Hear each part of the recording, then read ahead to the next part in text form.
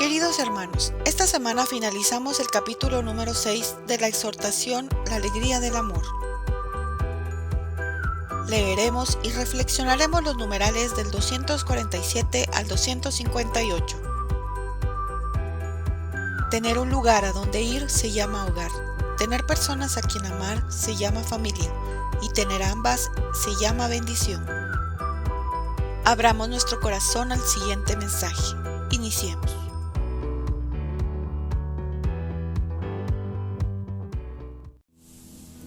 Estimados hermanos, reciban un cordial saludo.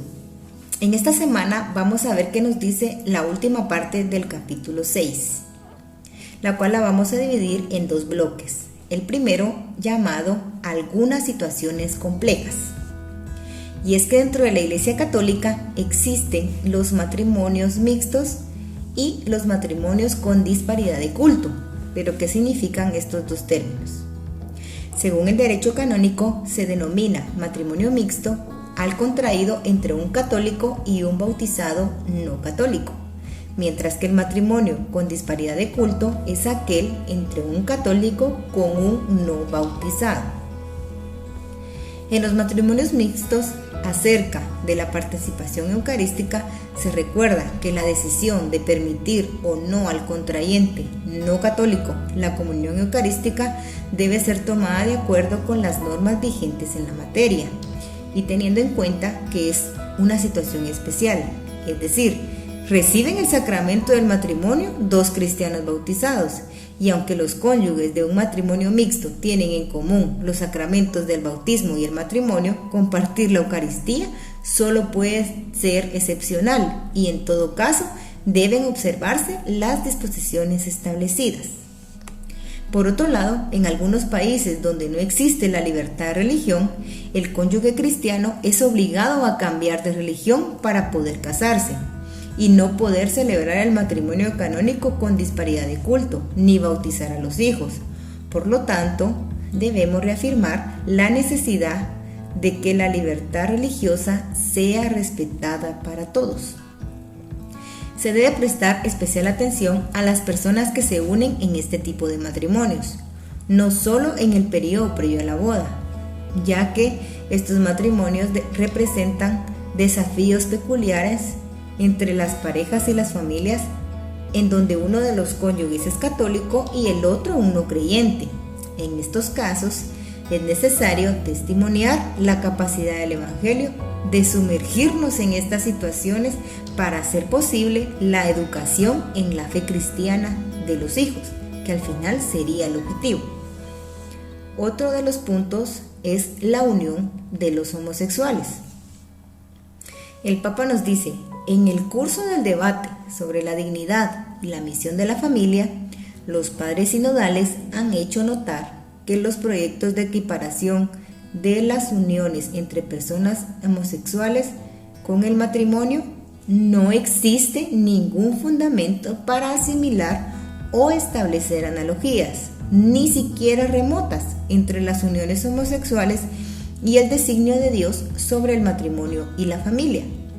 Es inaceptable que las iglesias sufran presiones en esta materia y que los organismos internacionales condicionen la ayuda financiera a los países pobres a la introducción de leyes que instituyan el matrimonio entre personas del mismo sexo.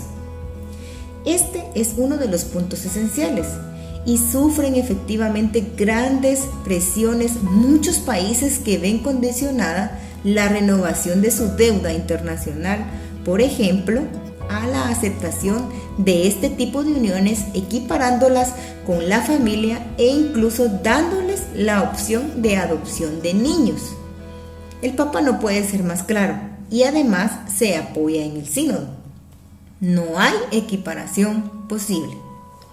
Esto no quiere decir que se le margine o se le discrimine a los homosexuales.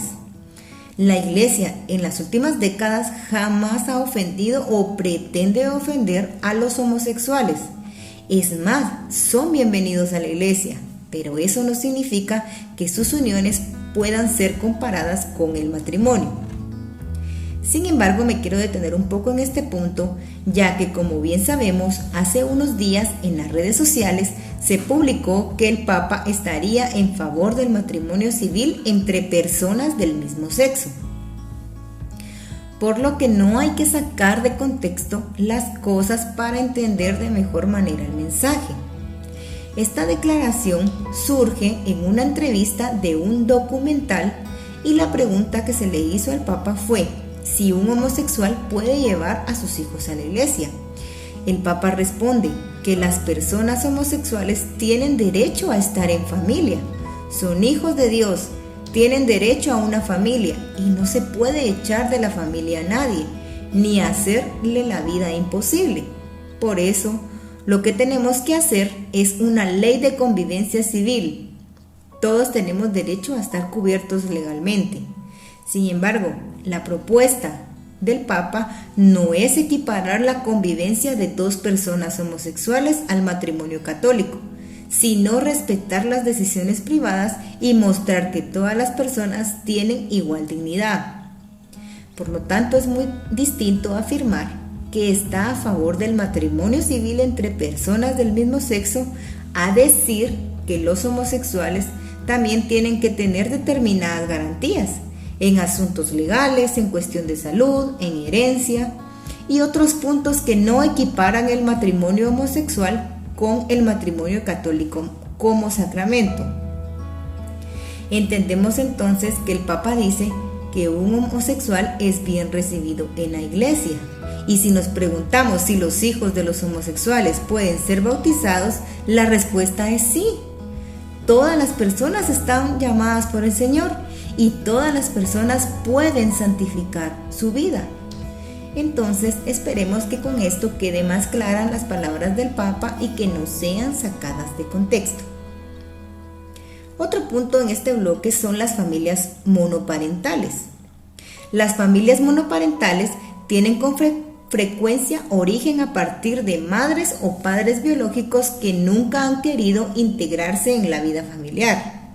Las situaciones de violencia en las cuales uno de los progenitores se ve obligado a huir con sus hijos, la muerte o el abandono de la familia por uno de los padres y otras situaciones, cualquiera que sea la causa, el progenitor que vive con el niño debe encontrar apoyo y consuelo entre las familias que conforman la comunidad cristiana, así como en los órganos pastorales de la parroquia. Es decir, si estás solo con tus hijos y no has querido casarte, que es una situación distinta a, por ejemplo, cuando se tienen hijos utilizando los bancos de esperma o los bancos de óvulos, o no has querido casarte porque has visto que la persona no es la adecuada, o porque te has quedado viudo, o bien has tenido que huir de tu país con los niños en situación grave, por ejemplo, lo que pasa en Irak o en Siria. El Papa nos dice que la comunidad tiene que ayudar naturalmente a estas personas. Sin embargo, no es la situación ideal vivir en una familia monoparental.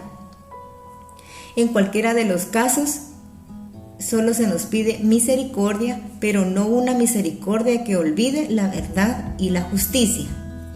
Y para terminar, el Papa concluye este capítulo con este bloque llamado Cuando la muerte clava su aguijón.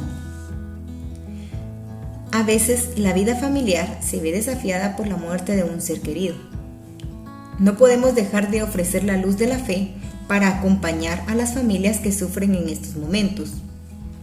Abandonar a una familia cuando la lastima una muerte sería una falta de misericordia, perder una oportunidad pastoral, y esa actitud puede cerrarnos las puertas para cualquier otra acción evangelizadora. Recordemos que el duelo es un proceso que lleva tiempo, es un proceso doloroso. Nos puede llevar a cuestionarnos sobre las causas de la muerte, sobre lo que se pudo haber hecho, sobre lo que vive una persona en el momento de la muerte.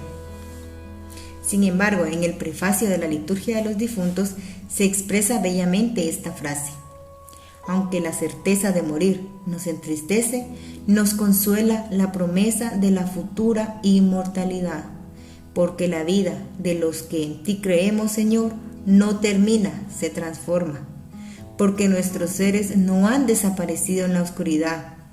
La esperanza nos asegura que ellos están en las manos buenas y fuertes de Dios. La muerte no es el final, es simplemente una transformación. El Papa nos dice: comprendo la angustia de quien ha perdido una persona muy amada, un cónyuge con quien ha compartido tantas cosas. Jesús mismo se conmovió y se echó a llorar en el velatorio de un amigo. ¿Y cómo no comprender el lamento de quien ha perdido un hijo? Porque es como si se detuviese el tiempo.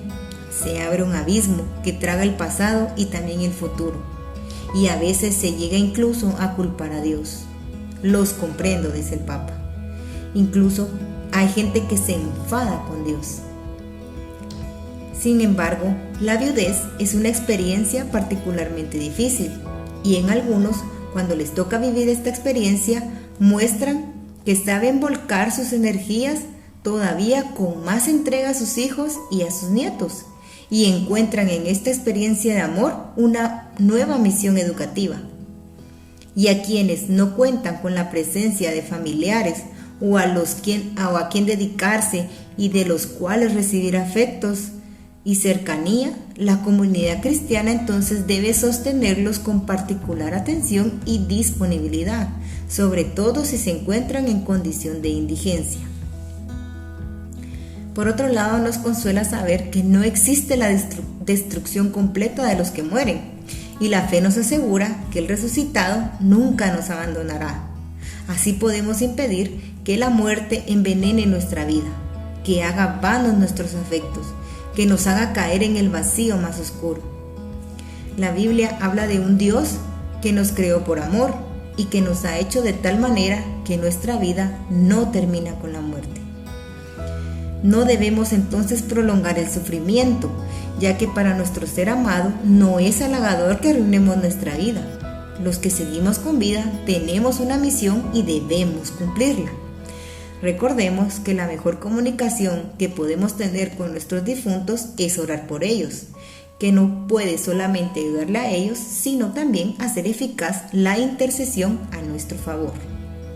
Así que si aceptamos la muerte, podemos prepararnos para ella. El camino es creer en el amor hacia los que caminan con nosotros, hasta el día en que ya no habrá muerte, ni duelo, ni llanto, ni dolor. Hasta aquí llegamos, hermanos, que Dios los bendiga, hasta una próxima ocasión.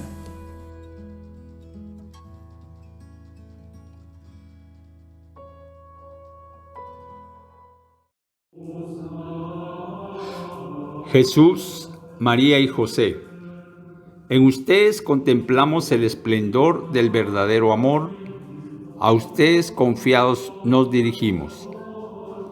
Santa Familia de Nazaret, haz también de nuestras familias un lugar de comunión y cenáculo de oración, auténticas escuelas del Evangelio y pequeñas iglesias domésticas. Santa Familia de Nazaret, que nunca más haya en las familias episodio de violencia, de cerrazón y división. Que quien haya sido herido o escandalizado sea pronto consolado y curado. Santa Familia de Nazaret, haz tomar conciencia a todos del carácter sagrado e inviolable de la familia, de su belleza en el proyecto de Dios. Jesús, María y José, escuchen y acojan nuestra súplica. Amén. Les esperamos la próxima semana. Iniciaremos un nuevo capítulo. Sigue adelante con tu lectura semanal.